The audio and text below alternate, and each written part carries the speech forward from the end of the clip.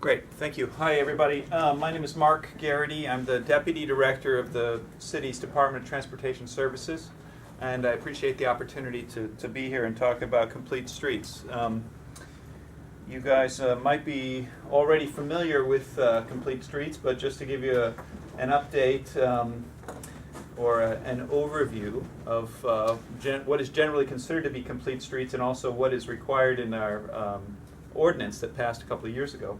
I'm going to go ahead and read this. So, complete streets employ a multimodal approach and incorporate complete streets complete streets features in the planning, design, construction, maintenance, and operation of transportation facilities and projects. Basically, the ordinance requires us to think about complete streets and working for all modes into all aspects of transportation, whether we're talking about design, construction, even maintenance, and operating, how the streets operate. So really throughout the various life of the project, we need to be considering the various modes. And that's what we are attempting to do within the various departments that are responsible for carrying this out. And the objectives of complete streets are shown up here. We do want to improve safety, of course, for everybody, all users. We want to think about things in terms of the context. So what is an appropriate solution in one location may not be appropriate in another location. Accessibility and mobility for all users needs to be considered. Balance. It's a balance between needs and comforts of the various users. Of course, we want to apply best practices and standards. We want to provide for non-motorized options to encourage that kind of behavior, encourage physical activity, think about things from the long term, build partnerships, and wherever possible incorporate trees and landscaping into the environment. These are the things that are the objectives were actually spelled out in the Complete Streets Ordinance. So just to kind of reiterate what's in the ordinance itself is I already read this part on the top screen, but we do have a complete streets checklist and associated implementation procedures, and I'm going to talk a little bit more about what we've been doing with that.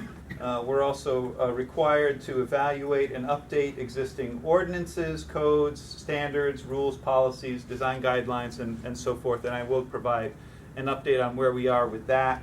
And then we're going to establish performance standards with benchmarks and provide for annual reporting. These are all the requirements of the ordinance itself. And here's our current efforts and status. The checklist is done and has been distributed, is being used.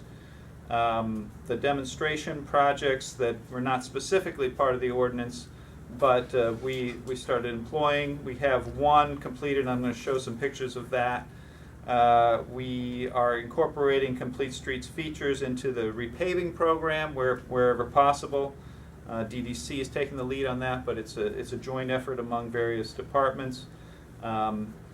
The four departments that are called out in the ordinance and that are affected are DTS, DDC, DFM, and DPP. Those are Department of Transportation Services, Department of Design and Construction, Department of Facilities Maintenance, and the Department of Planning and Permitting. And the four departments are working together to incorporate concepts into future projects.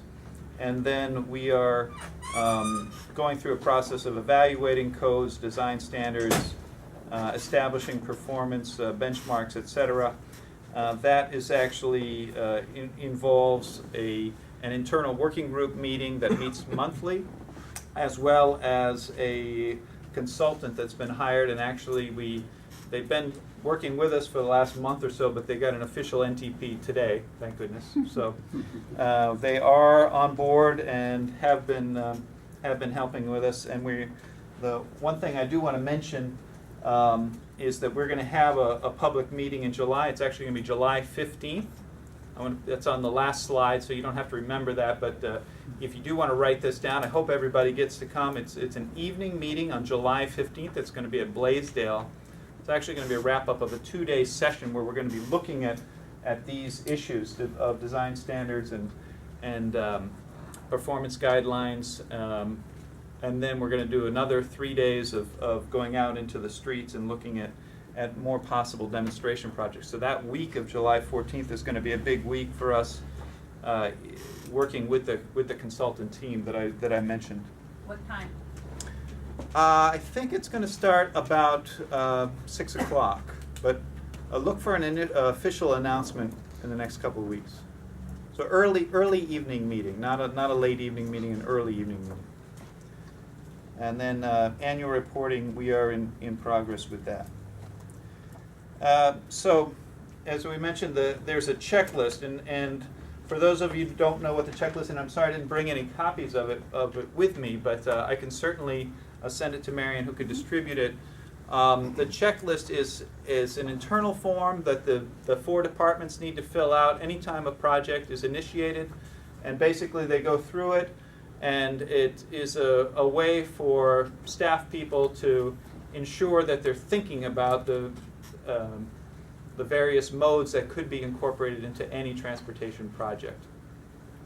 And so that checklist has been finalized. We sent one to City Council as a final version. It's now being used by these 4 departments, and the completed checklists are sent to DPP. So it's a kind of internal checking mechanism that verifies that the departments are indeed thinking in a multimodal way.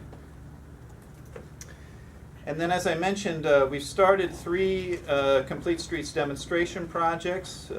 These were actually funded by the City Council as an ad a couple of years ago, but we're just now getting them implemented. And they're in 3 different neighborhoods and intended to show how different features of Complete Streets elements could be applied in a real-world situation. They employ things like simple techniques of paint or planters, bulb outs, special signage to protect pedestrians or warn drivers, or even bike corrals like the one shown on the lower right. Are these pictures of your projects? No, these are samples. Yeah, I'm going to show you some pictures of what we've got. In the case of the one that's completed, this is in Alea, Ulune Street. So this was added in March, and this is a before and after shot to show how we can, just using very low-cost materials, visually narrow the street, slow traffic down, make it safer. This is Alea High School on the right, so we wanted to basically take a street that was overly wide. People were complaining that it was kind of a drag strip, people were driving too fast, it was unsafe, and visually narrow it down, provide additional protective measures for pedestrians. And then we also employed this back-in angle parking because we had plenty of room for it, and we wanted to actually show how it would work on Oahu. That hasn't been employed before this situation, where you actually back into an angled parking space rather than pull in. This has been done in other locations. It's known to be safer because if you think about it, when you pull out, if there's a bicyclist or another car coming, you can easily see it. Whereas if you think about how if you're sitting in the driver's seat and you've pulled into an angled space and there's a van like this next to you, you have absolutely no idea if anybody's coming until you're all the way back out into the street. So this is something we really wanted to try, and we're happy that we've been able to incorporate that in this location. So far the feedback has been good.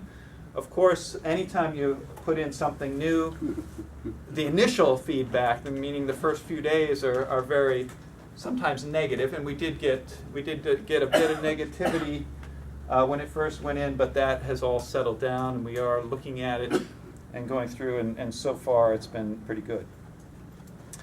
Mo'iliili, we intend to use just some asphalt curbing, paint, and planters to essentially put some bulb outs in. Actually, it's going to be at King Street in Eisenberg. It's intended to slow traffic down and increase safety for pedestrians. That actually should start construction very soon. And then in Kailua, we want to employ this a rectangular rapid flashing beacon, which I think just real quick, that's this device here, in Kailua Road, at a new location for the crosswalk. And we're working with, it says Kaneohe Ranch, but it's now, Alexander and Baldwin bought Kaneohe Ranch, so, but they've agreed to partner with us, and they're actually going to be installing it. So it's an example of a public-private partnership. So the timing is really up to them. But it will also include a bike corral, which I showed you back, an example of one there, which is basically just a protected series of bike racks to provide That's not maximum. bike share. Hmm? That's not bike share. It's not bike share. I'd be happy to talk about bike share. I'm not sure if it's in this presentation, but I'd be happy to give you an update on where that is as well. But no, bike corral is for anyone to use, not specifically for bike share.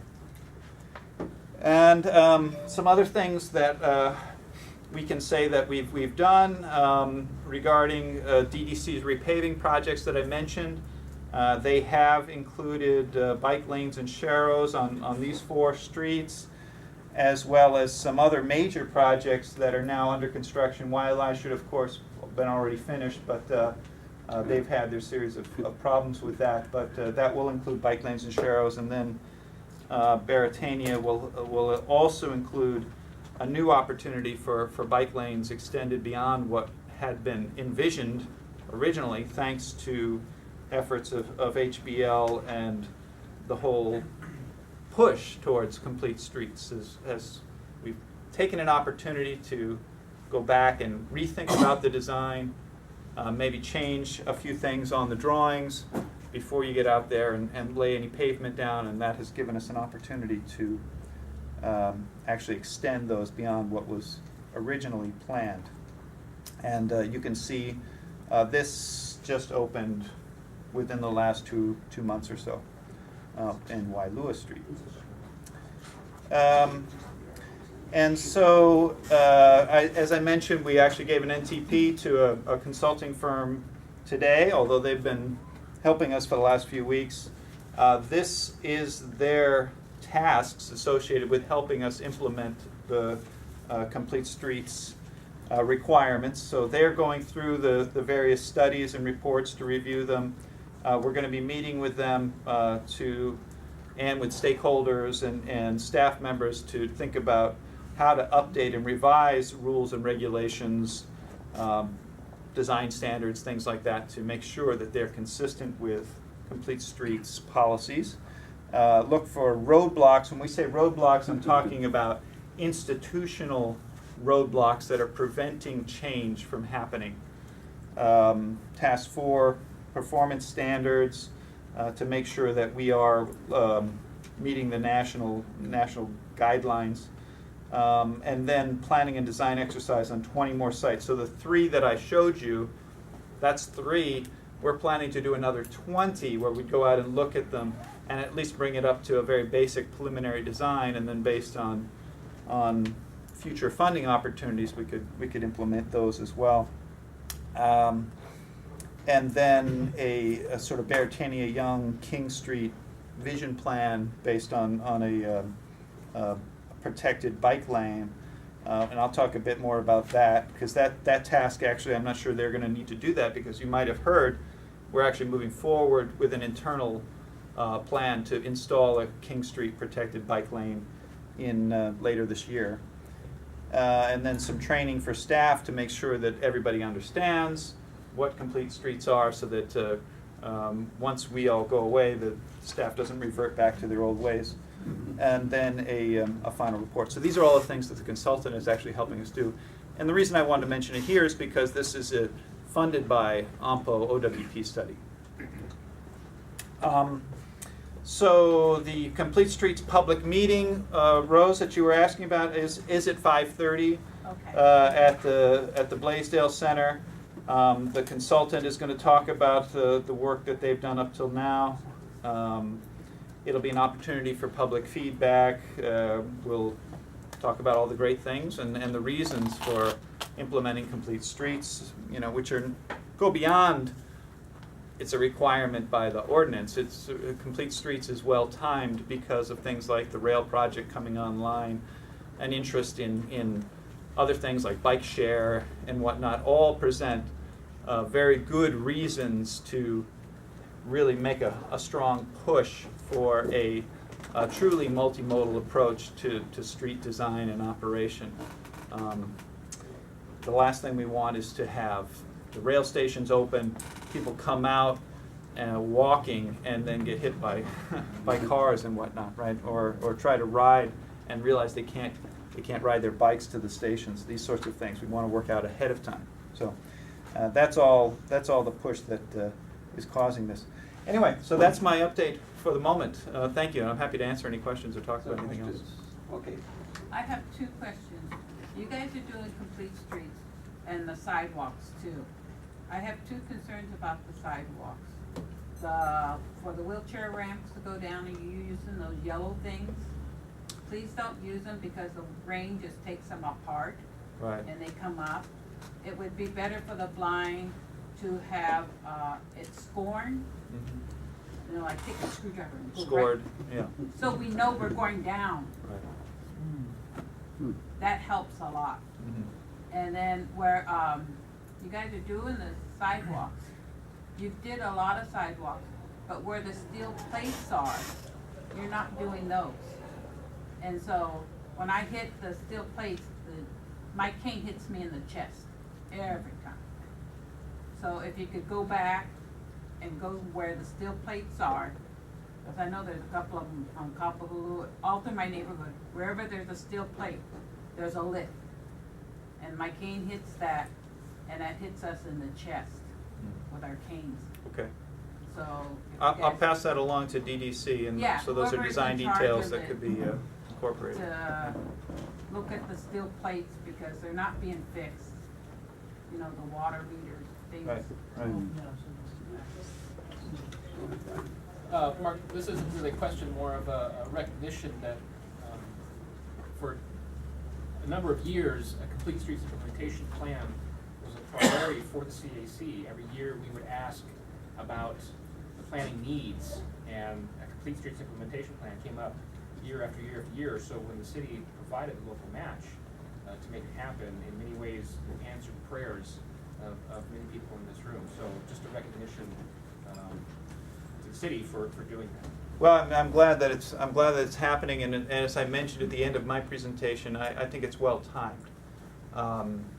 Maybe better late than never, but we've got so much stuff coming online. Stuff's a technical term, right? Between the rail project and this interest that's coming nationwide from things like bike sharing. And there's a nonprofit's already been formed. I really think bike share is going to happen here, and it's often something that benefits local people, but is often funded by tourists who use it. So it's a public transportation system, but it's one that can pay for itself, especially in a city like this with a lot of tourists. But what it's going to mean is that on the streets of Waikiki and Kaka'ako, downtown Chinatown, you're going to have a lot more bicyclists than we have today. And so how do we create a physical environment that makes it safe and convenient for people to bicycle, especially tourists who are not familiar with the local area and maybe looking around? What kind of environment do we need to have to allow that kind of multimodal transportation system to exist? I think we have to really think about these things in a serious way. I saw a hand there and then a hand there. No, you. Tom or me? Yeah. Okay.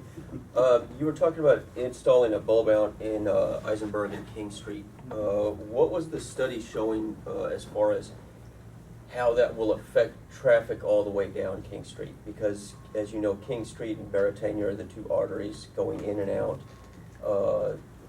That is what clears out and fills up downtown in the mornings and the evenings. So if you're intentionally slowing down traffic at that point, I'm sure you made a study of how far back that's gonna back up your traffic. What did your study show on that? Well, the design, and I'm sorry, I don't have the design of that particular demonstration project here available to look at, but we're not actually reducing any lanes or anything like that as part of that particular project. The bulb outs simply come out where there was existing space, extra space.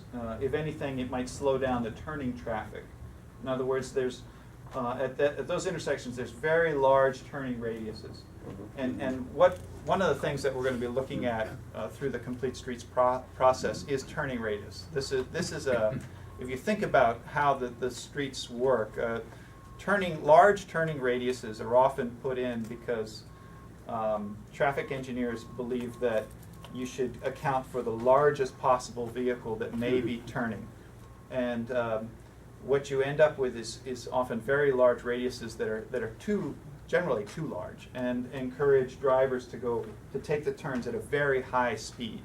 And what that does is it creates unsafe conditions for pedestrians and others who are waiting to turn. And so by tightening up the radiuses, which is essentially what we've done with these bulb outs, Making it a sharper turn. we've created a shorter crossing distance for the pedestrians, and will force the drivers to slow down as they turn. In a sense, it will slow some of the traffic down on King Street at that intersection, and you're right that it could end up backing up traffic a little bit. But we did not do a study to determine if that design, should go forward. We're just simply going forward with it, and we will track it. These demonstration projects are essentially pilot projects. Same thing with the King Street protected bike lane. We're going to put them in, and putting them in is a study. We're going to study the behavior of the traffic, and we can always make a change to it.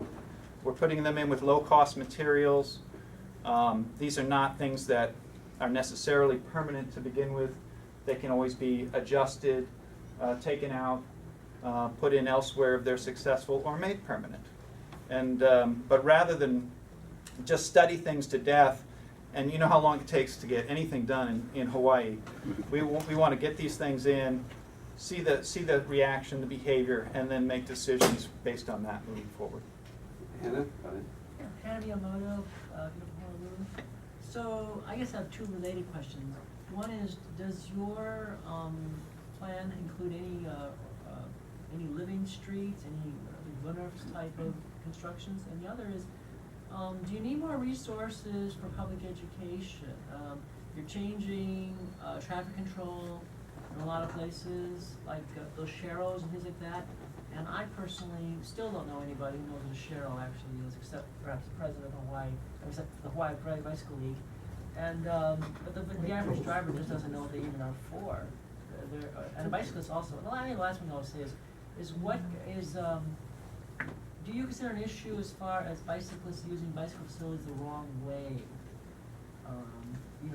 I've seen bicycle lanes being used as two-way routes, and that, that can essentially create more trouble than you solve. Yeah. Well, I think, excuse me, those are all good questions. So regarding the public training or education, there's not a specific component associated with the study other than these occasional public meetings, and we have had public meetings associated with the King Street Protected Bike Lane project, and we'll continue to have that. I think you make a good point of that. We are introducing some new techniques and designs into the streets that may be confusing at first. And a good example of that is the back-in angle parking that you saw. And in fact, I don't have a picture of it, but we are actually putting a sign. We have a sign up there that explains how to use it. It's an informational sign, but it's a permanent sign. And then, so I think through those series of things, but I think that's a good comment and something to think about moving forward, that maybe we need to have regular opportunities for meetings or public meetings where people can come in and say, well, what's this all about? And we can explain it. Maybe a web page that explains things. Maybe Yeah. a Twitter feed, people who are interested in Twitter can regularly get informed, and then also, of course, the newspapers. If those Right. can Regarding your two other questions, a WUNERF, I think there's opportunities to put those in. We haven't, there's no specific plan for one associated with the complete streets. As I mentioned, there's 20 sites that we might be looking at, so who knows, it might come up. I think personally, I think there's an opportunity to, at the Chinatown station, the rail station, there's a Kailua Street. Yep. Mauka of King Street is already a WUNERF essentially. And so I think there's an opportunity to extend it in the Mauka direction down to the station entrance, which will be down at the intersection of Kailua and Nimitz. Right. So that's something that could be looked at. And then your last question regarding using bike lanes in the wrong direction, that maybe comes down to education. But I would tell you that as part of the King Street protected bike lane, our plan is to initially install it in a one-way direction so that we don't create confusion to begin with, but there's adequate space for it to be operated in a two-way operation. And as part of the pilot project, where we want to get the feedback and the information about how it works, we want to run it in a one-way direction for about 6 months and then actually convert it into a legal two-way cycle track so that people could use it in both directions. Because I think clearly the reason that people use facilities is because they want to get somewhere. And so if they're going the opposite direction, that should tell you that there's a need for it. Okay, Tom? Because city and state streets and roads intersect,